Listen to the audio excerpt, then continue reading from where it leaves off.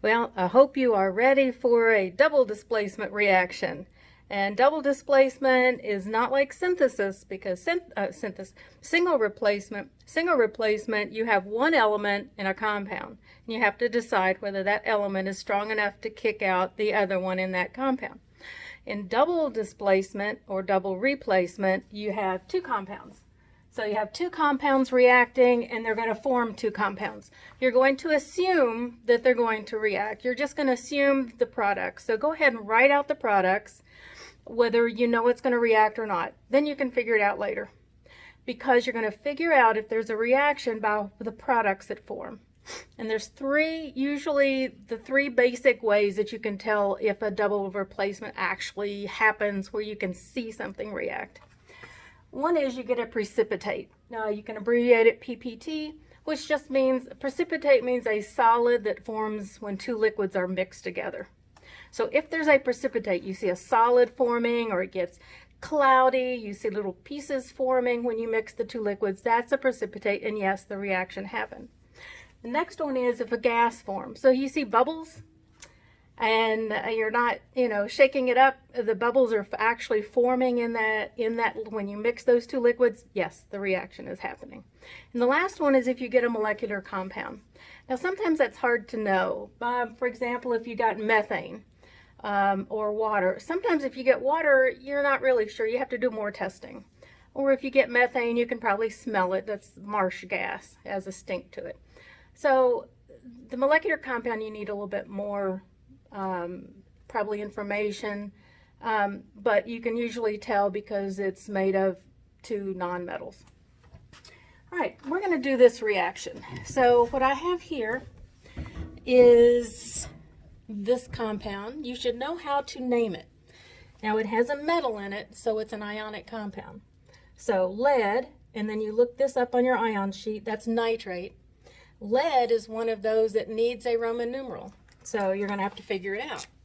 Well, nitrate is -1. You have two of them. That means you have two negative charge. So this has to be a +2. So it's going to be named lead 2 nitrate. Okay, this one right here, potassium is a metal. It's an ionic compound, so you do not use Greek prefixes. Only Greek prefixes like mono, penta. You only use those if there's two nonmetals. Oh, there's a metal here.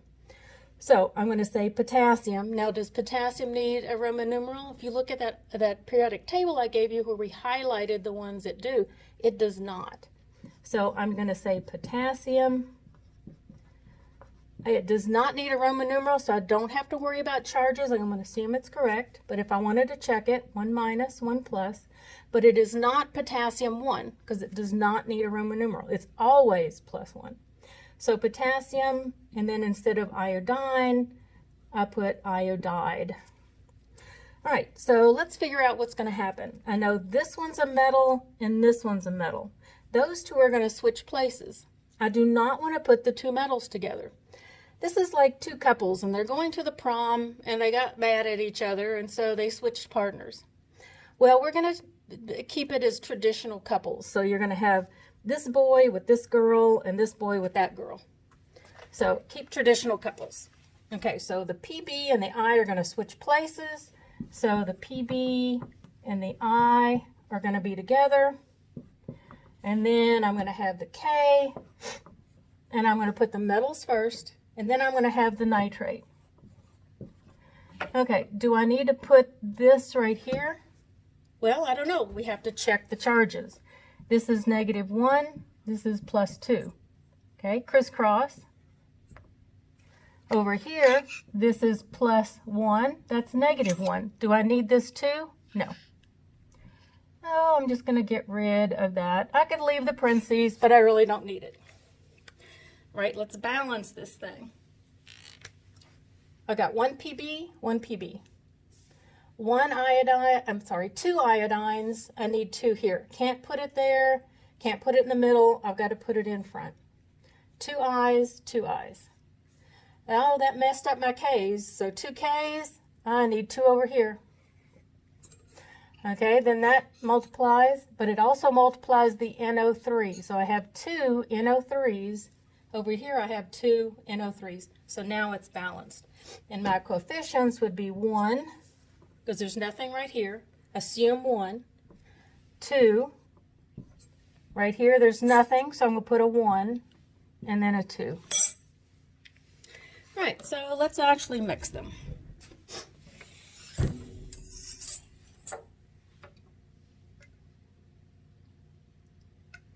Okay, I'm going to put a little bit of the lead nitrate.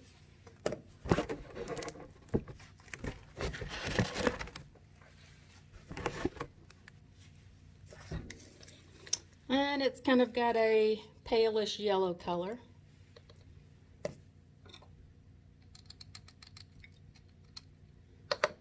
Okay, remember how I said to spin your test tube so you can mix them up?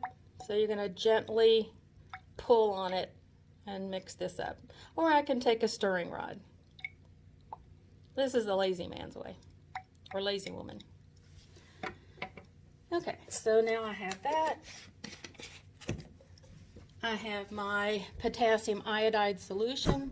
As you notice, I'm not really measuring things. I'm doing it qualitatively. That means I just want to see if there's a reaction.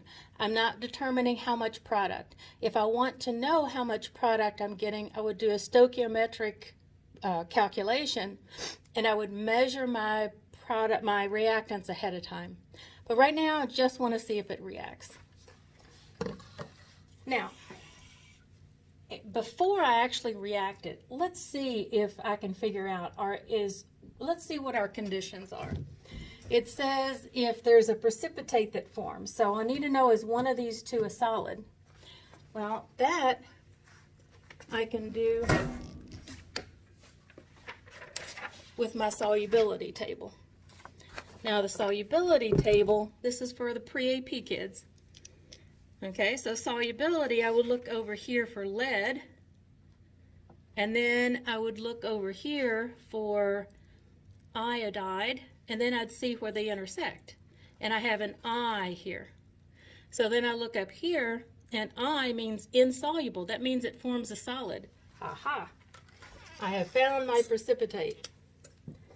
That is a solid. And that means that I should get a solid forming. And also, this is what I love about chemistry.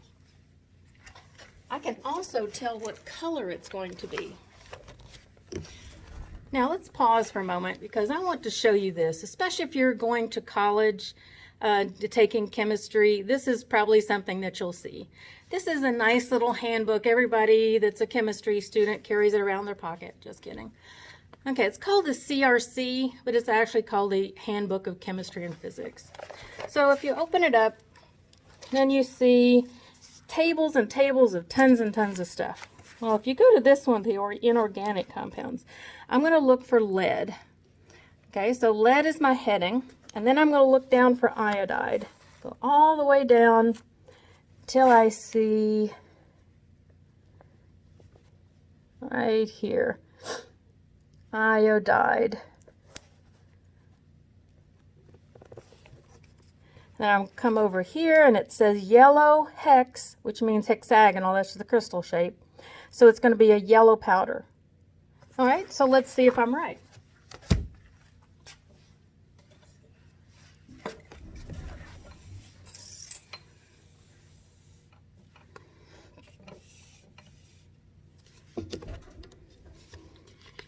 All right, lead nitrate, potassium iodide.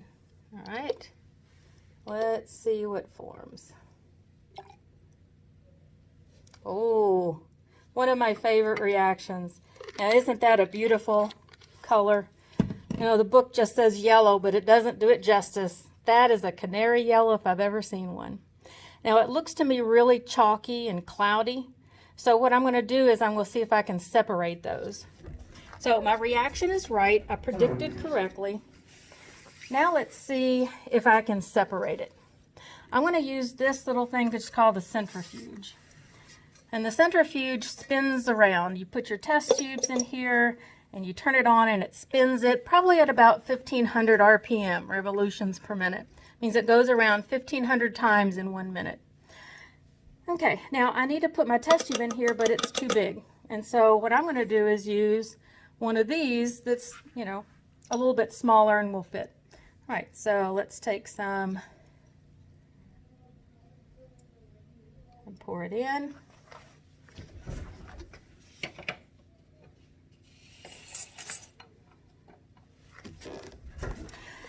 Okay, now I want to show you, first of all, not the way to do this. One is if you just stick your test tube in here and you turn it on and it's not balanced. You know, like if you have your, you know, clothes, like you've got too many towels and they're all on one side of the washing machine and it spins around and it goes clunk, clunk, clunk. Well, let's see what happens if you do not balance your centrifuge.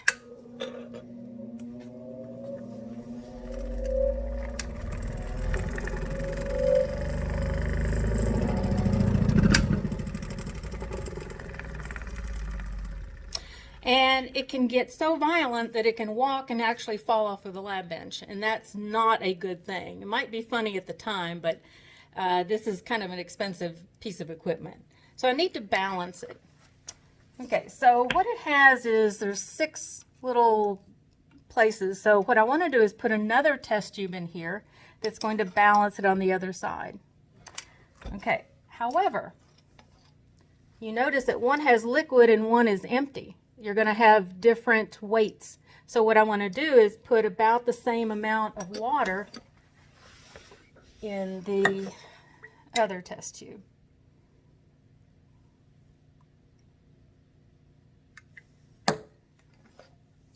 Okay, approximately good. All right, now let's centrifuge it.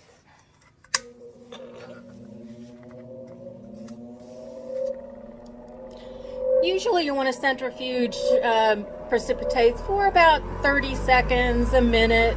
You know, it doesn't take that long for them to separate. What's going to happen is it's like the, you know, when they take your blood and they need to do some testing on it, they need to get rid of those red blood cells and all the white cells. And so what they do is they centrifuge it. The cells, the heavier particles fall down to the bottom of the test tube, and then the liquid part is at the top. You know, that the blood plasma is at the top. Okay, so also a lot of students try to stop this with their fingers.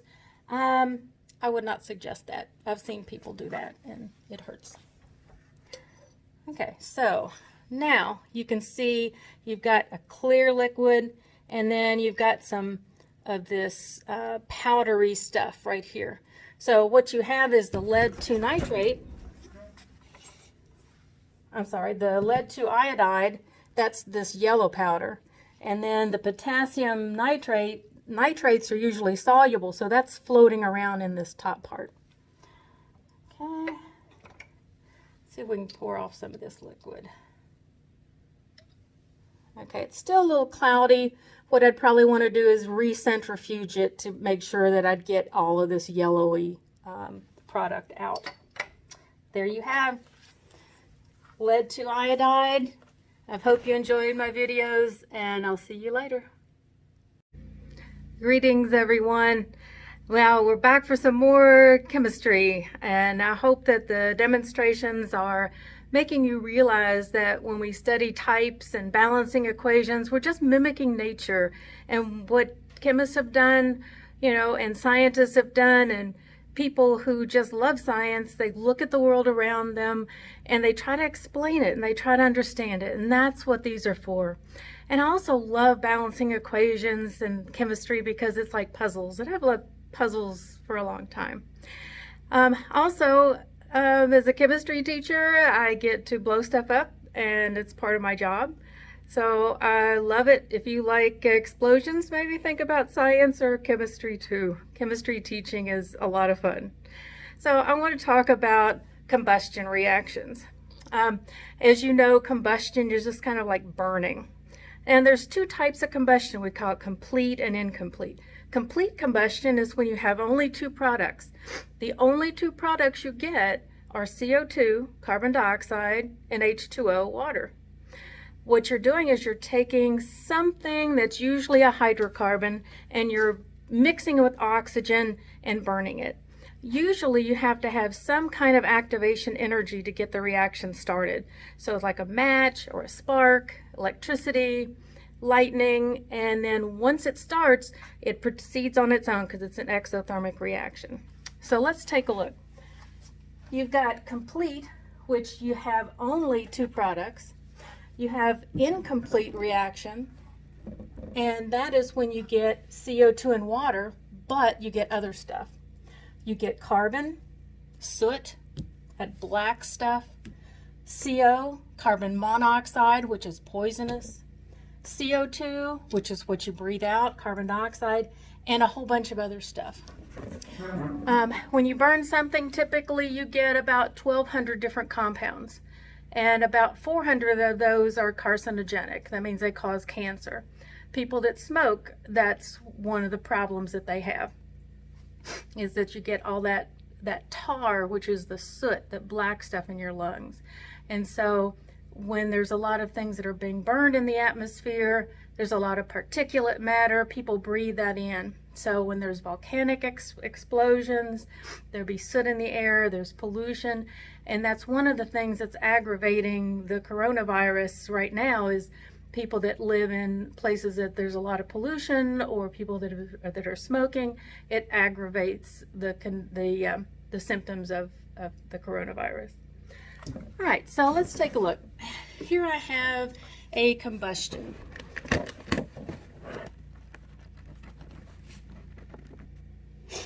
Okay, here's my combustion reaction.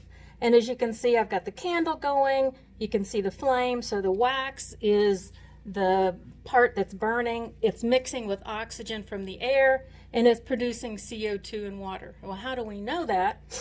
Well, one of the things that we can do is to test. We could test for these. Carbon dioxide we could test for, but water's a lot easier. So let's take my beaker, and I'm going to set it kind of gently over the side of the flame. I don't want it to go out, but I want to see if I can collect some of that water. And you can probably see how the beaker now has some condensation, and I can feel the water. And so the water is being collected. Okay, now, is it complete combustion or incomplete? Well, if I can get carbon, which is that black sooty stuff, I know it's incomplete. So now I'm going to take the bottom of the beaker and I'm going to put it right into the candle flame, and let's see if I can get some of that black sooty stuff. And as you can see, this stuff, you know, it's just this black sooty stuff, and it actually feels really nice and silky. They actually use the carbon to unlock keys or locks with keys, or even zippers, get them to not stick so much. If you ever tried rubbing a pencil on a zipper that's stuck, you'll know what I mean. All right, so let's take a look at this reaction here, which is I'm going to do next. And this reaction, I've got propane, which is 3 carbons and 8 hydrogens. I'm mixing it with oxygen because I have to have oxygen for something to burn. It's going to be a complete combustion. How do I know? Because I only have 2 products. Now, incomplete combustions, I'm never going to ask you to balance an incomplete reaction. It's too hard because there's too many products. So I'm only going to ask you to do complete combustion. All right, you want to do oxygen last. So I've got 3 carbons on this side. I need 3 over here. I don't want to do oxygen yet. Let's do hydrogen. I have 8 hydrogens here. I need 8 over here. So what times 2 makes 8? 4. 4 times 2, 8. 8. Now let's do the oxygens. 3 times 2 makes 6, plus 4. That makes 10 oxygens. So what times 2 makes 10? Yes, that's it. Okay, you might remember this reaction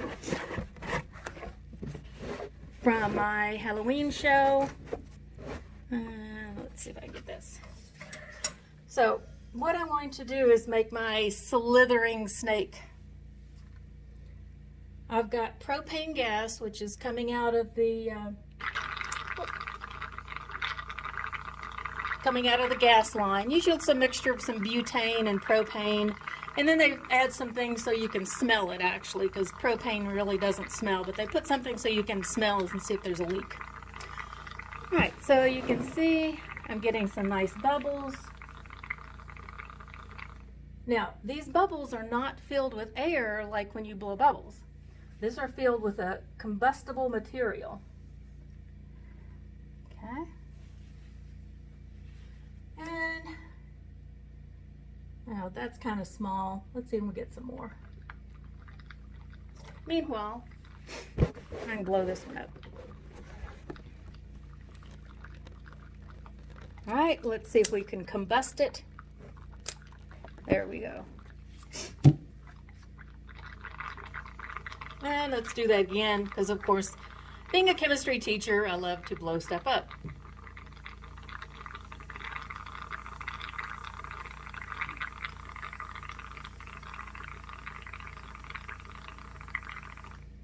Okay, that's a little bit better amount. Let's see. See if I can get it stick to the table. And now let's light it. And now here's an incomplete combustion reaction.